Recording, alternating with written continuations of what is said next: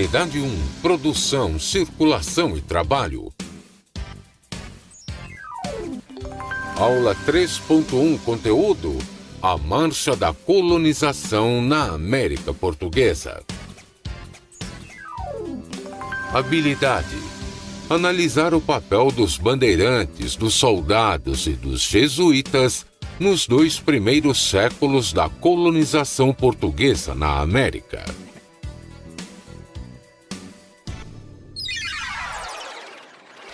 Olá, sejam bem-vindos. Mais uma aula de história começando hoje, né? Eu espero que vocês já estejam organizadinhos aí para a gente continuar estudando um pouco mais sobre história. Vamos fazer juntos uma viagem no tempo, não é isso? Já falamos um pouco sobre a questão da escravidão, sobre a questão da África, né? E a gente vai relembrar um pouco disso através do nosso resumo do dia. Vamos rever então o que nós verificamos sobre esse conteúdo? Então nós verificamos aí, por exemplo, a questão das heranças africanas. E a gente sabe que a população negra que foi trazida de onde? Do continente africano. Tanto as grandes populações como nós vimos, por exemplo, os povos bantus, ou mesmo os sudaneses, e também as minorias de outras etnias que foram trazidas, têm uma grande contribuição para o processo de formação cultural do Brasil.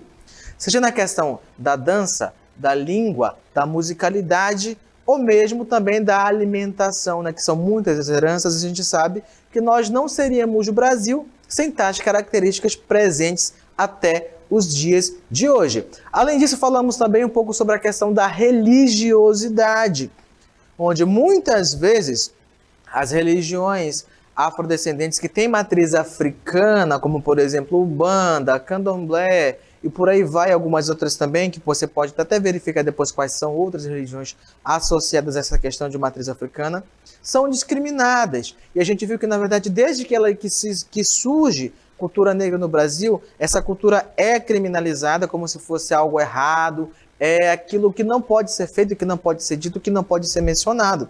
Como, por exemplo, as religiões que são chamadas de macumba como algo pejorativo. Então, independente de religião, de cor da pele, de hábitos, a gente sabe, ou melhor, nós todos sabemos que a gente não pode discriminar ninguém por conta de opção religiosa ou quaisquer outros motivos, né? Afinal de contas, a diversidade cultural está presente no nosso dia a dia. Brasil é formado pela diversidade cultural, não é? Então, por conta disso, a gente sabe que discriminação, racismo, preconceito é algo que não cabe dentro do Brasil, principalmente por conta de toda essa configuração, já que nós sabemos que as heranças africanas estão presentes no nosso dia a dia, na linguagem, na comida, até mesmo no vestuário, ok? Então, vamos lá, dar início à nossa aula.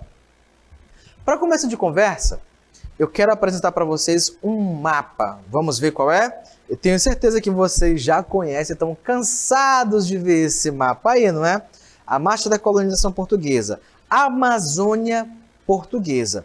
Mas esse mapa, se você prestar bem atenção, apesar de ter um contorno bem parecido com o nosso atual mapa, com o mapa do Brasil, na verdade, esse mapa está mostrando ali 2 possessões que são totalmente diferentes, tá bom? O que, professor, o que o senhor quer dizer com isso? Quer dizer, então, que o Brasil aí cortado ao meio não era Brasil? Exatamente, tá? Esse mapa é o mapa da expansão territorial do Brasil no período colonial, de 1500 até 1822, como o seu próprio título aí diz. Como assim, professor? O senhor está confundindo a minha cabeça. O Brasil de hoje não é o mesmo Brasil do passado? Não, não era. Se você prestar bem atenção, está faltando ali algumas partes desse mapa. E, além do mais, nós temos que lembrar também que a parte, tá, que pertencia a Portugal pelo Tratado de Tordesilhas, por exemplo, é essa primeira parte aí mais clarinha do lado direito, que está ali, ó, domínio português, tá bom? Então, essa parte inicialmente pertencia a Portugal. E a outra parte mais escura, pelo Tratado de Tordesilhas, pertencia, adivinha quem? A Espanha, que era a grande concorrente colonial de Portugal, tá? Na época das grandes expansões marítimas para outras partes do mundo. Só mais tarde, como você pode ver citado aí o Tratado de Madrid, é que, de fato, Portugal vai se apossar dessa região mais escura aí, tá? Mas mesmo assim, o que nós conhecemos como Brasil hoje eram duas colônias diferentes. Nós tínhamos a colônia Brasil e a parte da Amazônia, a colônia do Grão-Pará e tudo mais, que a gente vai ainda comentar algumas questões a respeito disso durante o andamento das nossas aulas, tá bom? Mas para início de conversa, tenha em mente que o que era a colônia Brasil naquele momento era essa parte litorânea. Não tinha os mesmos contornos e durante o andamento da nossa aula, você vai entender como é que o Brasil chegou a ser Brasil nos dias de hoje, tá? Quanto à constituição geográfica do território. Apesar de não ser aula de geografia, mas vocês vão aprender também um pouco sobre a questão da geografia do Brasil, ok? Continuando o nosso texto. Ou melhor, nós temos, na verdade, uma próxima imagem que a gente tem que trabalhar com vocês. Nessa próxima imagem, depois de a gente ter falado um pouco sobre os contornos geográficos do Brasil, nessa imagem são apresentadas para vocês 3 categorias, tá, de personagens históricos que são de extrema importância, tá bom? De extrema importância para a gente conseguir compreender de fato como é que vai acontecer esse processo da expansão territorial. E eu vou pedir da minha diretora querida, eu quero riscar rapidamente essa cartela, tá? Posso? Vamos lá então. Então aqui, ó, nós temos essas pessoas representando a igreja, no caso, os missionários, tá? Os missionários. Aqui, nós temos os homens vestidos com roupa de exército, não é? Esses são os soldados que são o exército enviado pela coroa portuguesa. Esses aqui são os bandeirantes, que eram grupos familiares e de amigos também, que se reuniam para buscar riquezas no interior do país. Melhor que na época não era país, era colônia. E esses aqui, ó, são os missionários, tá bom? Então é importante a gente já ter em mente que essas 3 categorias de personagens, tá, vão estar presentes durante o andamento da nossa aula e eles serão responsáveis também pelo processo de difusão cultural, religioso e, claro, pela expansão do território até então que era ocupado dentro desse processo de desenvolvimento do processo colonial, ok? Então vamos lá. Os portugueses alcançaram a Amazônia durante a chamada União Ibérica. Então você pode me perguntar, professor, mas se só aquela parte litorânea ali, lá, tá, para a parte do sul, do que hoje atualmente é o Brasil, era território de Portugal? Então como foi que eles ocuparam essa parte mais para o norte, pegando a Amazônia e outras partes hoje? Então vamos entender que houve um processo chamado de União Ibérica dentro da Europa, tá? Por quê? Porque houve ali em Portugal um momento em que os reis foram morrendo sem deixar descendentes, e mesmo os parentes mais próximos acabavam morrendo também, começando com Dom Sebastião, que no meio de uma batalha desapareceu, jamais se achou o seu corpo, tá? E por isso se iniciou até uma religião chamada sebastianismo, se acreditando que ele teria sido arrebatado, que ele teria virado um santo. No entanto, a partir daí uma crise começa ali a se estabelecer dentro do Império Português, porque os descendentes vinham pelos parentes, ele não deixou filhos na verdade, aí vem um irmão, ocupa, morre, vem um tio, ocupa o trono e morre, e todos eles vão morrendo assim repentinamente sem deixar descendentes. Então, Filipe II, que era rei da Espanha nesse momento, que era parente de sangue da família real portuguesa, porque nesse momento apenas príncipes casavam com príncipes e princesas, o casamento só acontecia entre a realeza, então era comum haver esse grau de parentesco entre as diversas, tá, famílias reais da Europa. Então Filipe II reclama para si o trono da coroa portuguesa e de fato consegue com esse apoio. Então esse momento de união entre Portugal e Espanha, que começa em 1580 e vai até 1640, é chamado de União Ibérica, ok? Então vamos lá. A chegada portuguesa se deu pelas expedições bandeirantes, então é só nesse momento em que as possessões que antes pertenciam à Espanha, agora vão estar também ligadas às possessões de Portugal, então nesse momento os portugueses que já estavam aqui, naquela parte do que era antes Brasil, vão ter acesso à região do Vale Amazônico, porque agora as duas compreendem um mesmo território sob o domínio espanhol. Então os portugueses têm acesso agora a essa região. Então, a chegada portuguesa se deu pelas expedições bandeirantes e tinha o objetivo de frear a invasão de outros países, como Inglaterra, França e Holanda, que inclusive já haviam construído feitorias na colônia. Então era uma grande preocupação para a coroa portuguesa fazer com que outras nações não chegassem e dominassem esse território. Por isso, vai haver, a partir de 1530, aquela questão do início da colonização, com a cana-de-açúcar, trazer pessoas para cá, principalmente os degredados, que eram aquelas pessoas indesejadas na sociedade portuguesa, que eram enviados para cá, criminosos. Sim, os criminosos eram enviados para cá. Mas é dessa forma que se inicia o processo de ocupação do que hoje é o Brasil. Então os bandeirantes foram responsáveis pelo desbravamento do território brasileiro. Só os bandeirantes? Não, a gente vai ver durante a nossa aula que também os missionários e os soldados foram também importantes, ok? Continuando o nosso texto. Em 1637, foi encomendada a primeira expedição bandeirante para a Amazônia, com cerca de 2.000 pessoas. As expedições eram compostas também por soldados que ficaram responsáveis por proteger militarmente as fronteiras litorâneas e também garantir a expulsão de invasores. Então, na mesma medida em que os bandeirantes têm essa missão de procurar riquezas, defender o território, os soldados também tinham a mesma questão, só que enquanto as bandeiras eram, e por sua vez, expedições particulares, os soldados estavam atrelados à coroa, embora as duas tinham essa mesma finalidade, basicamente aí, de fazer a prospecção de riquezas, como metais preciosos, a exemplo do ouro, diamantes ou quaisquer outras coisas que pudessem ser exploradas e comercializadas para trazer riqueza para a metrópole, que nessa época da União Ibérica não era Portugal, era Espanha, ok? Continuando. Nesta expedição foi fundado o Forte do Presépio em Belém. Iniciou-se a exploração das drogas do sertão, inicialmente cacau e castanha. E ao fundo você tem uma imagem desse Forte do Presépio lá em Belém, ok? Na sequência a gente tem aí a questão do cacau, tá? E também, que também até hoje é um produto bastante valorizado, o cacau brasileiro é valorizado fora do Brasil também, que serve para quê? Para a produção do chocolate.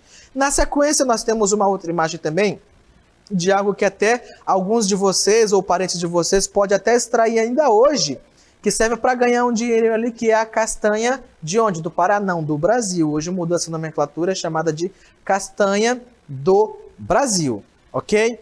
Mas continuando o nosso texto, soldados e bandeirantes, bem como suas expedições rumo ao interior da colônia, o que era chamado de sertão, contribuíram para a formação das primeiras vilas e núcleos populacionais. Posteriormente, elas seriam as primeiras cidades do Brasil. Como assim, professor, que eles contribuíram dessa forma para a formação desses núcleos populacionais? Porque uma vez que tanto os bandeirantes, que eram essas expedições particulares, quanto os soldados tinham a finalidade de proteger a região e de procurar riquezas, claro que eles não ficariam o tempo todo parados na mesma localidade. Eles tinham que adentrar o interior do país, melhor, da colônia, para regiões diferentes, buscando essas riquezas. Principalmente os bandeirantes procurando encontrar aldeamentos não, mas as populações indígenas que estavam no interior do país, tá, para torná-los escravos. Não só procurar riquezas, mas também aprisionar indígenas naquele momento. Então é justamente na busca de riqueza que eles vão chegando num lugar, se estabelecem, exploram o que tem para explorar, mas ali naquele momento que eles chegam e se estabelecem, começa a se ter a origem dos primeiros núcleos populacionais, tanto os bandeirantes quanto os soldados. E a gente vai perceber também que os jesuítas tiveram um papel importantíssimo nesse momento, ok?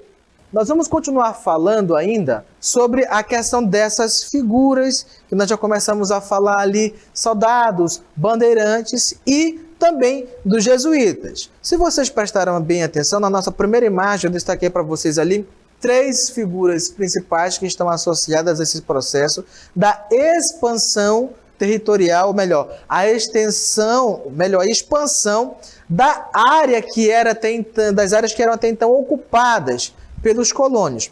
A extensão só vai ser modificada graças, claro, aos tratados que vocês vão ver um pouco mais para frente e também por conta daquele processo que foi causado pela União Ibérica. Mas, no entanto, mesmo assim, muitas áreas ainda eram desocupadas, não se tinha conhecimento delas, não se tinha o mapeamento das regiões, que passaram a ser conhecidas através dessas incursões, como, por exemplo, os bandeirantes procurando ouro, procurando indígenas para serem aprisionados, quanto também dos soldados que tinham que proteger a região. Não só por conta disso, como também da presença de uma outra classe que eu citei para vocês anteriormente, que vamos ter que falar sobre eles, que são os colonos missionários, ou seja, aqueles ligados diretamente à igreja. E você pode começar me questionando, mas professor, como é que esses colonos ligados à igreja, esses missionários, vão acabar chegando dentro dessa área colonial, nessa área que até pouco tempo no mundo era desconhecida, chamada de Novo Mundo por muita gente? Nós temos que relembrar que antes do processo das expansões marítimas comerciais, vocês devem ter visto lá no 7º ano, né, no ano passado, que houve um momento ali chamado de reforma protestante, onde a Igreja Católica rachou, onde houve perda de fiéis e que ela precisava recuperar os fiéis, não é? Então vocês devem ter visto também que dentro das medidas tomadas pela Igreja Católica para deter o avanço do protestantismo, na chamada Contra-Reforma, onde a Igreja, por exemplo, restituiu o Tribunal do Santo Ofício, reafirmou o poder do Papa, começou o processo da instituição dos seminários para formar religiosos de maneira adequada para atender o público, mas também lembra que houve o surgimento de uma denominação ali dentro, ou melhor, de uma ordem religiosa dentro da Igreja Católica, tá? Que foi formada a moldes militares, que tinha por nome do seu fundador Inácio de Loyola, né? Que então vai dar, que é um militar, que vai dar esse caráter militar também, essa ordem que vai surgir, que vai ser a Companhia de Jesus, tá bom? Então daí nós temos o surgimento dos chamados jesuítas, da ordem dos jesuítas. Não quer dizer que foram só os jesuítas que vieram para o Brasil como colonos missionários ali, a fim de ganhar adeptos para a igreja. No entanto, eles vão ser um dos mais representativos. Ok? Nós vamos ter carmelitas, franciscanos, capuchinhos, diversas outras ordens religiosas. Mas nesse caso aqui, a gente vai falar especificamente sobre quem? Sobre os jesuítas, ok? Então, lembra? A Igreja Católica tentando deter o avanço do protestantismo, quer recuperar os fiéis que perdeu? Adivinha? Ela também tem um interesse comercial no processo das expansões marítimas. Ela quer lucrar, mas também, ao mesmo tempo, quer conquistar novos fiéis. Então, o gentio, como era chamado, o indígena, vai estar na mira da igreja. E não só, tá? Não somente para que ele se converta ao catolicismo. Nós vamos perceber durante a nossa aula que haviam também outros interesses ligados a essa questão da expansão, tá, da fé católica. Então é por isso que a igreja se associa à coroa portuguesa, por exemplo, nesse processo da expansão marítima comercial. É por isso que vêm muitos desses missionários dentro dessas expedições de ocupação. Eles têm uma grande contribuição? Sim, como por exemplo no processo de anotar, de fazer um diário de viagem, muitas das informações que a gente conhece sobre as viagens, do que aconteceu nesse período colonial, se deve a muitos desses missionários que fizeram suas anotações. Não só eles, tá? Mas também outras pessoas ligadas a essas missões. Que nesse momento, esses diários de bordo, essas histórias que foram anotadas, são chamadas ali de crônicas. Então, os cronistas do século XVI, do século XVII, que fizeram essas primeiras anotações da história do que mais tarde se tornou o Brasil, ok? Então, vamos lá, começando o nosso texto. Continuando, a marcha da colonização na América Portuguesa, os soldados, os bandeirantes e, claro, os jesuítas, que são figuras importantes no processo de colonização, de ocupação do território do que hoje é Brasil e também Amazonas, ok? Então vamos lá. Ao estabelecerem-se na Amazônia, no século XVI, ali, né, na virada do 16 para o 17, por conta daquele processo da chamada União Ibérica, tá bom? Lembra disso, que a União Ibérica vai ser o que vai permitir, o que vai abrir a porta de entrada dos portugueses para o território espanhol. somente através daquela fusão naquele momento ali do trono espanhol com o português, porque a Amazônia, o Amazonas também, né, então a região da Amazônia, de fato, não pertencia a Portugal. Pelo Tratado de Tordesilhas que a gente observou no nosso primeiro mapa, essa região pertencia a quem? A Espanha, ok? Então, ao estabelecerem-se na Amazônia, as bandeiras, como também eram chamadas as expedições bandeirantes, focaram-se na exploração das drogas do sertão. Professor, como assim eles usavam drogas naquele momento? Todo mundo ali tinha algum vício? Não, gente, por favor, não vamos confundir drogas que a gente ouve falar hoje ali, tá? As drogas ilícitas, com as chamadas drogas do sertão. Naquele momento, eram chamadas drogas do sertão produtos que eram extraídos da floresta, que poderiam ser consumidos, logicamente, como alimento, ou também utilizados como base para se preparar perfumes e algumas outras coisas também, e que, por finalidade última, e a maior delas, poderiam ser comercializados na Europa a um alto preço, tá bom? Então vamos ver na sequência alguns dos produtos que eram tidos como drogas do sertão, que eram explorados, tá? Na colônia, aqui na colônia, Amazonas, Brasil, e que eram enviados para fora e vendidos a um alto lucro. Por exemplo, o urucum, que até os dias de hoje nós utilizamos para dar cor aos alimentos, não é? Então a gente utiliza para fazer coloral ou da forma líquida, é colocado na panela ali para a gente cozinhar a comida. O algodão também, que a gente utiliza na fabricação de roupas. A mandioca, que é também algo muito valorizado ainda hoje, que é bastante versátil, dá para você fazer farinha, dá para você fazer beiju, dá para você tirar a goma para fazer aquela farinha de tapioca ou fazer uma tapioquinha ali para comer, não é? Então dá para fazer muita coisa. O cacau também, que é utilizado até os dias de hoje, e o forte da produção aconteceu na Bahia, mas que também o cacau silvestre estava presente aqui, que era também muito explorado. E qual é a finalidade do cacau? Produzir o chocolate, não é? Temos depois aí o guaraná, que até os dias de hoje também é utilizado na produção de bebidas, como por exemplo, refrigerante, e o tabaco. Tenho certeza que todos vocês conhecem esse tabaco aí, esse fumo de rolo, onde os nossos avós, né, utilizavam aí para fazer o porronca, que chamam, né, aquele cigarro com aquela folhinha de seda, ou então até para mascar, ficar ali durante o dia mascando enquanto faz suas atividades, não é? Então aí, ó, você tem alguns dos produtos que eram retirados da floresta naquele momento, que eram chamados de drogas do sertão, tá? E que eram enviados para a Europa para serem comercializados, gerando bastante lucro. É aí também nesse sentido que nós teremos alguns problemas relacionados à presença dos colonos leigos, que eram os portugueses, ali compreendido pelos bandeirantes, tá bom? E outras figuras que vinham a fim de enriquecer também. E os colonos missionários, que eram jesuítas, porque adivinha como que era feito o processo de extração, de se encontrar esses produtos e se retirar da floresta para se comercializar? Qual era a mão de obra que vocês acham que era utilizada? A mão de obra dos indígenas que eram aprisionados pelos soldados e bandeirantes, ou dos que eram catequizados pelos missionários. Então havia um grande conflito de interesses nesse momento. Os colonos leigos, que eram os bandeirantes e soldados que queriam a posse dessa mão de obra indígena para trabalhar exclusivamente nas plantações de comida, na caça, na pesca e na extração das drogas do sertão.